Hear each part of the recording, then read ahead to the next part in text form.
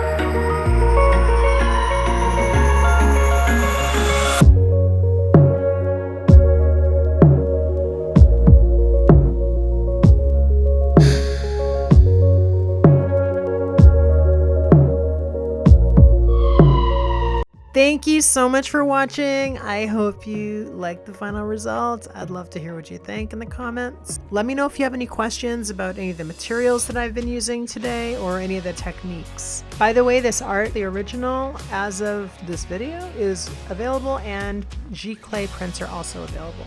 Definitely like and subscribe if you like this video, and I will talk to you guys in the next video. Bye!